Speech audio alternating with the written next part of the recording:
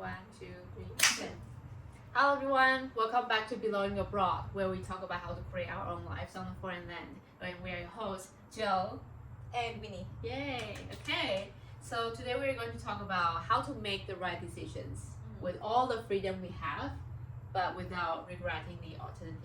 That's hard. It is hard. Big question in life. True. Yeah. And I think it's so important because every single day, I read somewhere that we are faced with about 35,000 decisions, like big or small, since the second that we wake up. I think I defaulted my decisions on like an autopilot mode a lot. And I feel like most of them are more like smaller ones. But when I have to face with bigger decisions, I would usually either like procrastinate or I would make like some kind of hasty decision out of nowhere because I just want to get it over with. Through that process, I realized those bigger decisions are usually the ones that have bigger influence on the course of my life. And I think I try to avoid them or drag them because I was in a place of being very fearful of the consequences of what's gonna happen. So I realized like fear is such a powerful and overwhelming emotion for me to handle. So I think being fearful, one of the things that I think about a lot lately is how my finance is, and I have been avoiding it I am still avoiding it. So that's like the time that I ask myself this question of like, why am I being so fearful? And I heard a saying that if it is hysterical, it's historical, meaning that there must be something in the past that happened either to me or to people around me that I observed. We went through this period when we got caught up in a financial fraud. All of my parents' saving was gone, and on top of that, there was like a death of my grandparents, with my grandfather. So that I think from there I associated money with like something evil, with like death, with like relationship being shaken, a lot of bad things. So being able to realize that, I think from now on I would be more brave to make better and more rational money decisions. Because you understand that the fear coming from making financial decisions is irrational. It is. Yeah. It's coming from something from the history. Yeah. Do you have any fears surrounding like making decisions in general? Yeah, I think my fear is mostly coming from the fear of the uncertainty, because I think making a decision means we are committing to an uncertainty in the future. I remember when I was making the decision to leave my first job, like the very first job of my life, I didn't think that I could get a better boss. I wasn't sure if I could get a better salary, and if I could actually do something that I enjoyed more than what I was doing. And even I was thinking, because I kind of got a job like very lucky because it was through my alumni in school. So I think, finally I have to went through like everything, and I didn't even sure if I could get a job in time. Maybe I would starve myself because I gave it up. So yeah, it was my biggest fear. Yeah, it sounds like a huge dilemma. So what changed for you after to make that decision? Yeah, I have developed a decision making framework through years of trials and errors, and now I know the first thing I ask myself to clarify my beliefs and values. So for example, my values will be, I value to have my own personal time and to commit into my hobby, to have the freedom to travel. But that job, I had to work overtime constantly. I have to sometimes get called in during the weekend. That sucks. So sucks. And then I asked myself, how do I want to prioritize my time? I love my hobby. I was doing swing dancing, so I would prefer to have my time to do swing dancing. And then in the end, I asked myself, what's my ideal lifestyle? No, I really want to do something creative. I really want to have time to go travel and to meet new people, to spend time to meet new friends. And that job just doesn't give me any free time other than do the work. And it has nothing to do with creativity. And in the end, I weigh the pros and cons, right? Get into the practical parts. The pros will be, it's possible I could get a better everything, but the cons will be maybe there's no better anything. But eventually, I think the pros and cons won't manifest itself if I didn't actually make the decision. So I think luckily, eventually, I did get better things after the decision.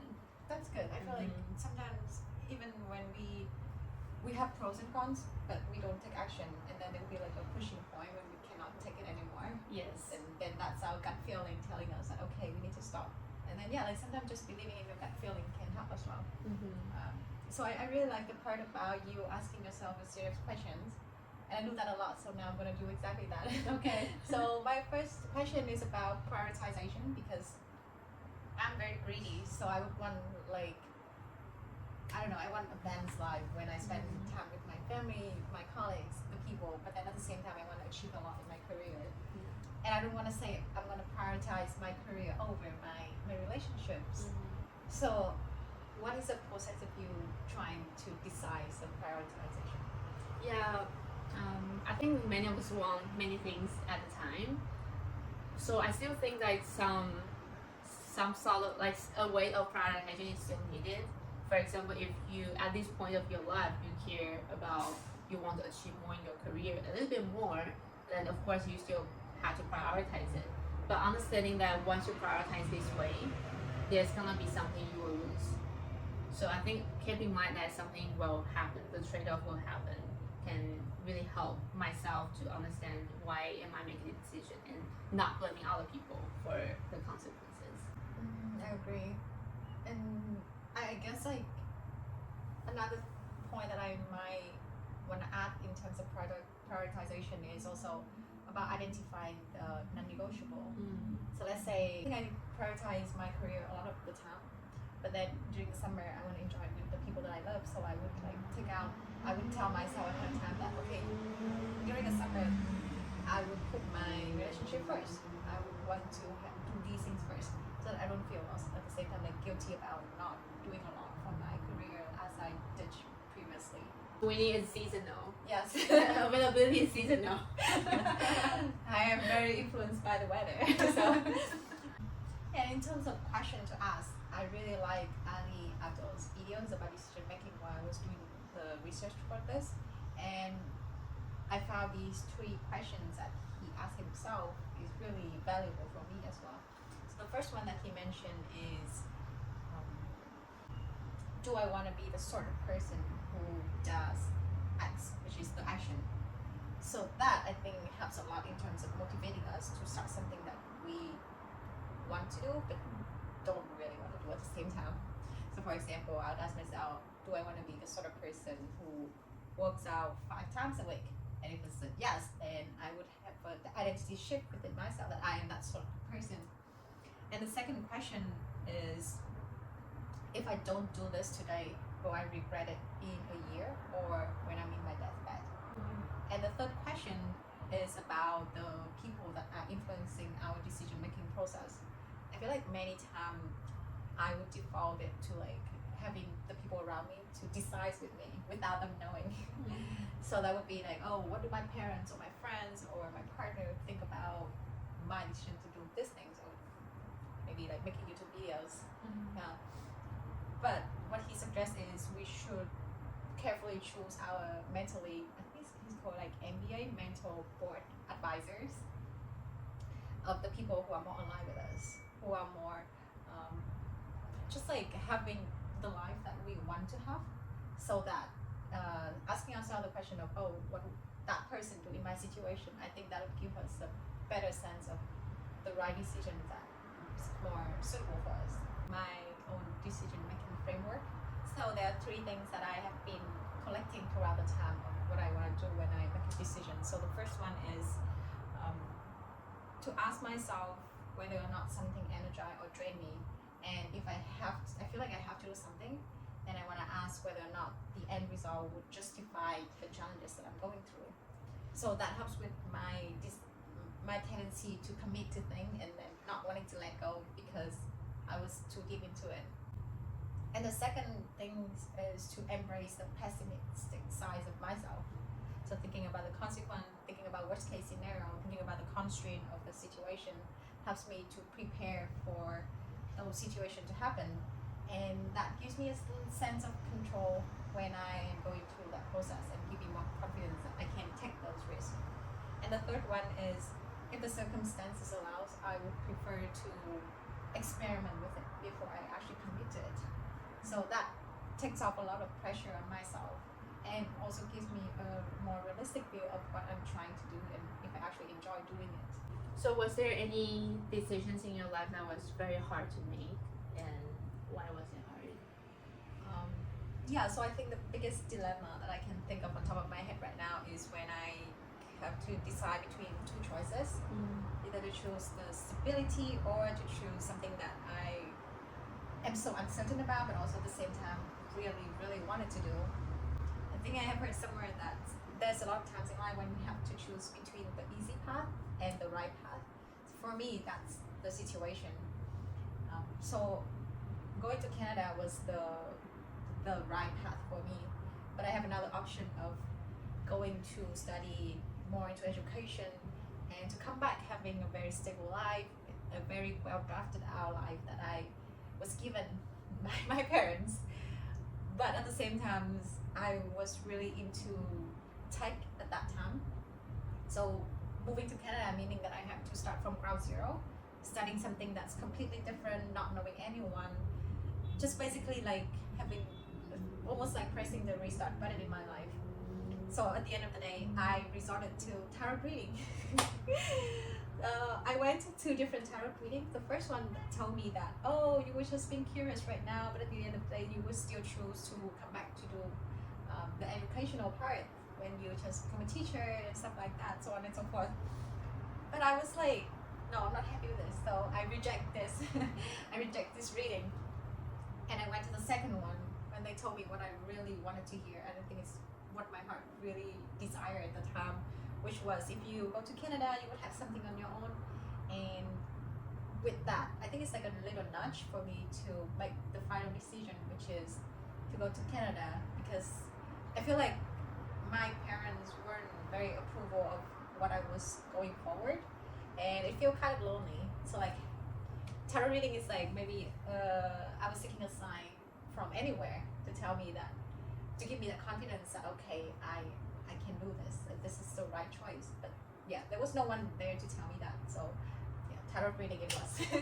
But the moral of the story is, I feel like if I have a concrete process of how I make the decisions, then I would have that confidence without having to go to like a stranger and tell me, okay, this is what you should do with your life. Yeah, I feel we all kind of know what we want by heart, but because especially people who are important to us, they keep telling us the other way, and we feel maybe we're wrong and we have to listen to someone else. For me, the first decision that was hard to make was when I was in high school. I had to make the decision either to take an offer from a very prestigious university or not. And eventually I decided to give it up because it wasn't my ideal school. It wasn't a major I really want to study, which was they offered me engineering. Not ideal. And I feel because I got into that offer, I got the offer kind of by block. It was through some nomination program, so I feel I didn't earn it. But on top of that, all the teachers in my school, they were telling me just take it, otherwise I have to study 4 more months to take another exam, which I might score even lower, so I couldn't get into my dream school anyway. But except for my mom, she told me if you think you can do it, then go do it, go try it out. And I think, okay, I value working hard to get something I want. That's something I won't regret doing, even though the outcome may not be ideal. So I still decided, okay, I give it up, study 4 months more, and luckily I got into the school I want. So Oh wow. I didn't become an engineer. Maybe in another life. Yeah. But there are many situations in life when we make decisions and it cannot satisfy all the people around us or even ourselves at the time. And there's a saying that I remember is that you can have everything in life but not all at the same time. That helps me to refocus on what I'm gaining from my decision instead of focusing on what I'm missing out. I'm not gonna have everything. And not making the decision itself is a decision to not taking action. So for me, whenever I feel really dragged to do something, I would set out a timeline so that I know that I'm not just not doing it at all. That's not my decisions. but at the same time I would have the space to evaluate the options that I haven't had, so that when the time comes when I have to make the decision, I feel like I would have enough information and consideration before I do that. I think throughout the whole, like everything we talk about today, I feel making decision is actually always coming down to ourselves. There's no one else can make the decision for us, even though we feel we heard some advice, but it's just the advice that might resonate with us, give us the confidence to do that. And I think owning the decision we make is very powerful, because by owning it, we feel the less urge to complain or blame it on other people. But eventually, I think there's no bad or wrong, like bad or good decisions. It just brings us on a different path, and different journey, different lessons, different miseries. Yeah, that's why we have to be more intentional. Yeah. So that's it for today. I hope you guys enjoyed this episode, and leave in the comments, let us know that what kind of decisions have you made before and what make it hard for you, and if you are satisfied with the outcome right now. And hope everyone enjoy your life. Embrace the decision making is a way for us to feel the power and the control of our life. Awesome. We'll see you in the next video. Bye bye. Bye.